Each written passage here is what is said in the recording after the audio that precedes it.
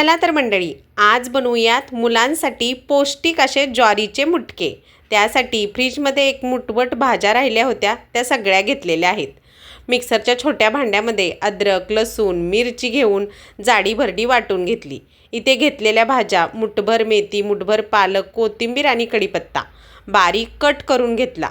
त्यामध्ये 1 कप इतकं ज्वारीचं पीठ, 4 टीस्पून तांदळाचं पीठ, अद्रक लसूणची वाटलेली पेस्ट, धना जिरा पावडर, हळद, गरम मसाला, 1 टीस्पून ओवा क्रश करून घातला, 2 टीस्पून तीळ, वरून मीठ आणि 1 चमचा तेल घालून सगळं असं व्यवस्थित मिक्स करून त्याचा थोडंसं पाणी घालून भाकरीला मळतो तसं पीठ मळून घेतलं।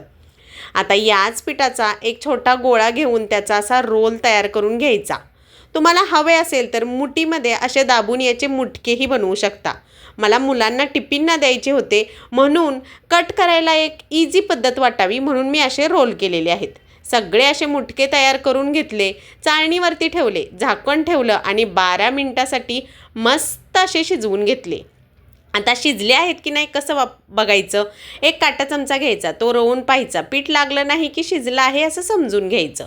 थंड झालं की असं कट करून घ्यायचं। तवा कडकडीत गरम करून त्यावरती तीळ आणि तेल घालून दोन्ही बाजूनी मुटके छान असे भाजून घ्यायचे।